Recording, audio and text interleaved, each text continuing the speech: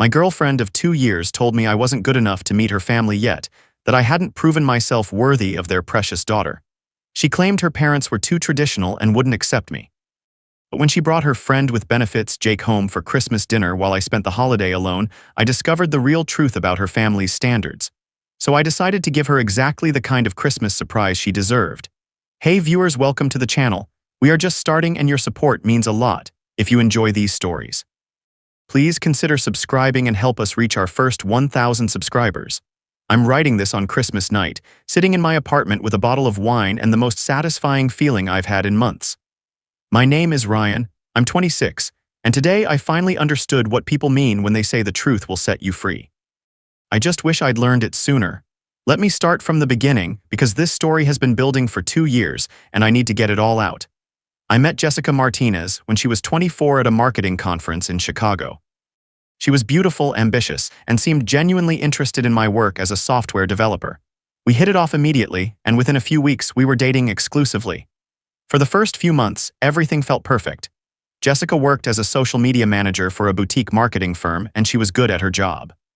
She was also incredibly image-conscious in a way that I initially found charming. She always looked perfect, always knew exactly what to say in social situations, and seemed to have her life completely together. Coming from a pretty laid-back family myself, I was impressed by her sophistication and ambition. But as our relationship progressed, I started noticing some red flags. Jessica was very secretive about her family and her background.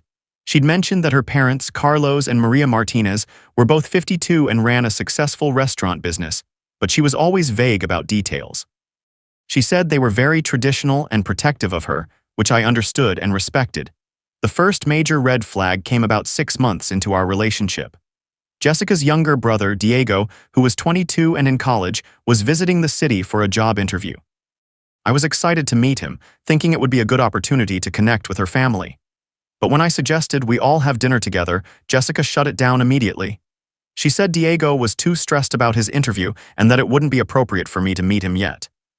She said her family had certain expectations about the men she dated and that I needed to prove myself worthy before they'd accept me. She made it sound like her parents were these incredibly demanding people who scrutinized every aspect of her relationships. I was hurt, but I tried to understand. Maybe her family really was that traditional. Maybe they'd had bad experiences with previous boyfriends. Maybe I needed to be patient and work harder to show them I was serious about their daughter. So I spent the next 1.5 years trying to prove myself worthy. I got a promotion at work, hoping Jessica would be proud to tell her parents about my career success. I learned basic Spanish, thinking it would show respect for her family's heritage. I researched their restaurant business online, hoping to eventually have intelligent conversations with her parents about their work. But every time I brought up meeting her family, Jessica would have a new excuse. Her parents were too busy with the restaurant. Her brother was too focused on his studies. Her extended family was dealing with various crises. There was always something preventing me from being introduced to the people who were supposedly most important to her. The worst part was how she made me feel about it. She'd say things like, maybe when you're more established in your career, or when you're ready to make a serious commitment, or when you understand what it means to be part of a traditional family. She made it sound like I was lacking something fundamental, like I wasn't mature enough or successful enough or serious enough to be worthy of her family's time. I started working even harder, saving more money, trying to become the kind of man she seemed to think her family would approve of. I bought her expensive gifts, took her on elaborate dates, and constantly sought her approval. I was so focused on proving myself that I didn't notice how one-sided our relationship had become. Jessica never showed the same interest in my family that I showed in hers. She'd met my parents, David and Susan Cooper, who are both 55 and absolutely loved her, but she always seemed distracted and uninterested when we spent time with them. She'd be polite but distant, and afterward she'd make comments about how different my family was from hers. The second major red flag came last Christmas. Jessica told me she was going home to spend the holidays with her family and that it was family only, so I couldn't come. I was disappointed, but I understood. I spent Christmas with my own family, and when Jessica returned, she seemed different somehow. More secretive, more distant, more protective of her phone and her schedule. Throughout this year, the pattern continued. Jessica would make excuses for why I couldn't meet her family, while simultaneously making me feel like I wasn't good enough for them. She'd share stories about her family's high expectations, their successful friends, their disappointment in her previous relationships that hadn't worked out because the guys weren't suitable. She'd say things like, "My dad always says that a man should be able to provide for his family before he's worthy of respect." Or, "My mom thinks it's important that I find someone who understands our culture and values." She made it sound like I was constantly being evaluated by these invisible standards that I could never quite meet. The gaslighting was subtle but constant. When I'd get frustrated about not meeting her family after 2 years of dating, she'd say I was being impatient and pushy. When I'd point out that my friends had met their girlfriends' families much sooner, she'd say I was comparing apples to oranges because her family was different from other families. She'd make me feel guilty for wanting to be included in her family life, like I was being selfish or unreasonable. She'd say things like, "If you really loved me, you'd be patient," or "Maybe you're not ready for a serious relationship if you can't understand why this is important to me." 3 months ago, things got even weirder. Jessica started talking about this old friend from college, Jake Thompson, who was 27 and worked in finance. She'd mention him casually in conversation, saying he was going through a tough time with his career and that she was trying to be supportive. She'd get texts from him at odd hours, which she'd explain by saying he was dealing with family issues and needed someone to talk to. When I asked about Jake, Jessica would get defensive and say I was being jealous and controlling. She'd say that Jake was just a friend and that I needed to trust her. She'd turn it around on me, saying that my jealousy was a sign that I wasn't mature enough for a serious relationship. But I started noticing that Jake seemed to be a pretty constant presence in her life.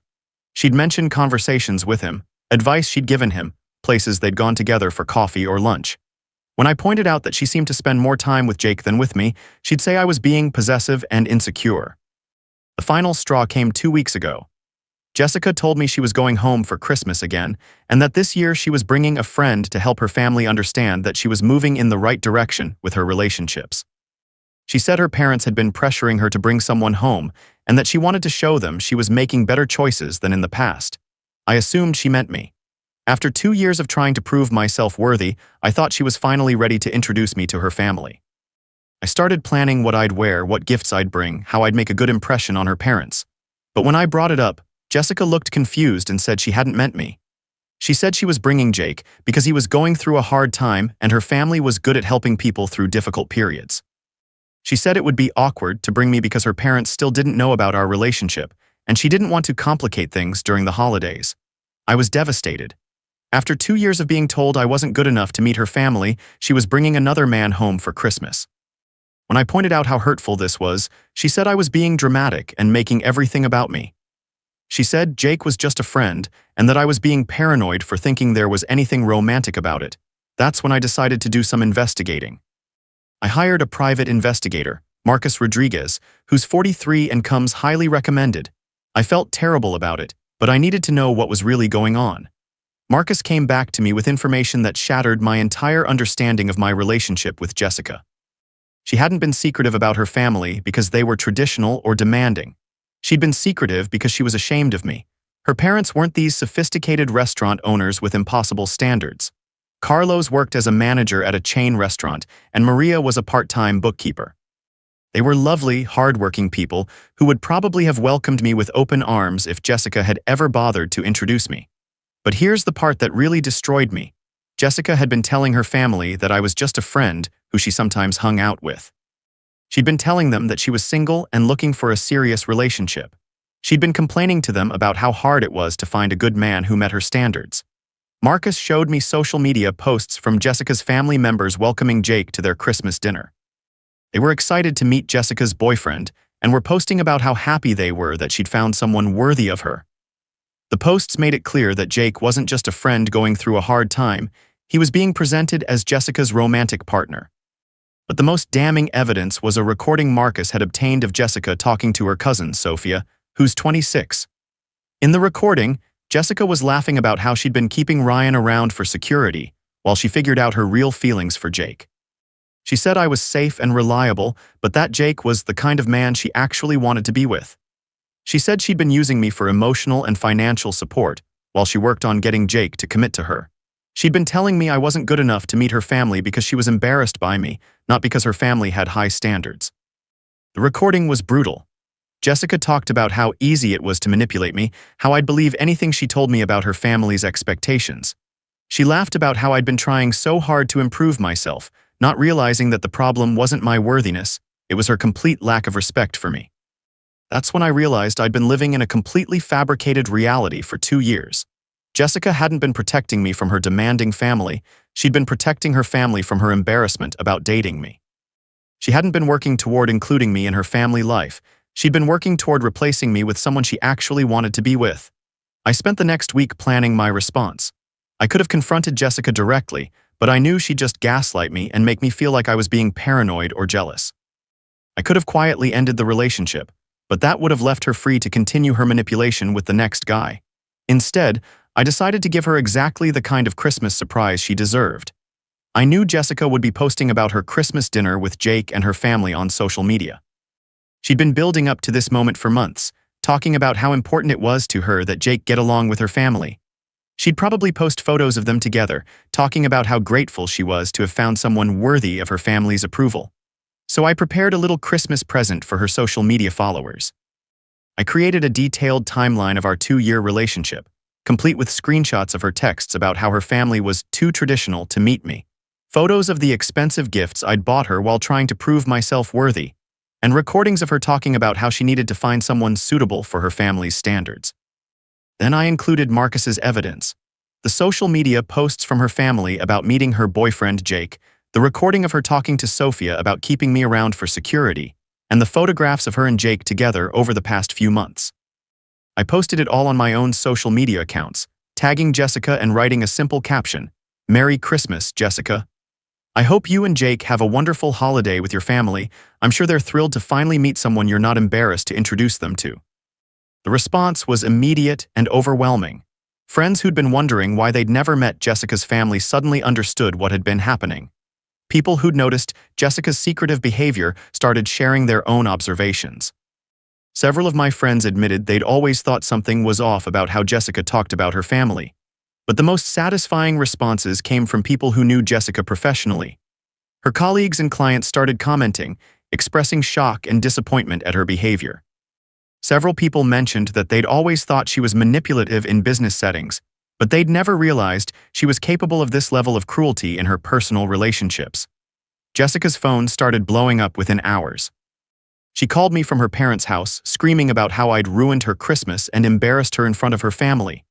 She said I was vindictive and crazy and that I'd misunderstood everything. But I wasn't interested in her explanations anymore. I'd heard enough of her lies and manipulation.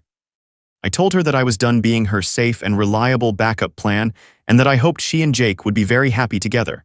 Then I hung up and blocked her number. The aftermath was swift and brutal for Jessica.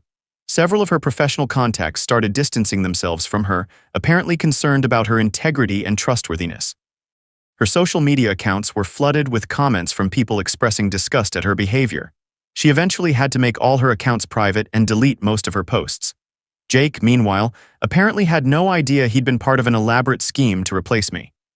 According to mutual friends, he was horrified to learn that Jessica had been in a serious relationship with me while pursuing him.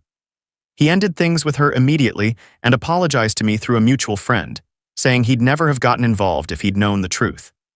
Jessica's family, who'd been so excited to meet Jake, were apparently mortified to learn that Jessica had been lying to them about her relationship status for 2 years.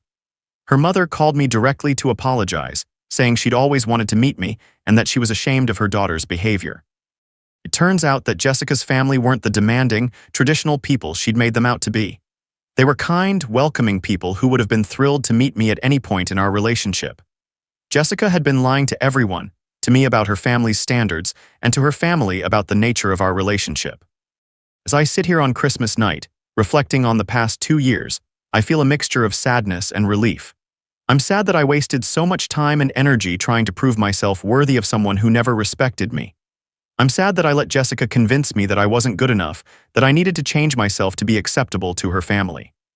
But I'm also relieved to finally understand the truth. I'm relieved to know that the problem wasn't my worthiness, it was Jessica's character. I'm relieved to know that her family's standards weren't impossibly high, they were completely fabricated. Most importantly, I'm relieved to be free from Jessica's manipulation. I don't have to walk on eggshells anymore, wondering if I'm good enough, smart enough, successful enough to be worthy of her family's approval. I don't have to constantly work to prove myself to people who were never actually judging me in the first place. The past 2 years taught me a lot about red flags, about gaslighting, about the difference between someone who loves you and someone who uses you. Jessica kept me around because I was convenient, reliable, and easy to manipulate. She never saw me as a partner. She saw me as a placeholder while she pursued what she really wanted. But her manipulation also taught me something important about my own worth. I am good enough, just as I am. I don't need to prove myself to anyone who truly cares about me. The right person will want to introduce me to their family, not hide me from them. The right person will be proud to be with me, not embarrassed by me.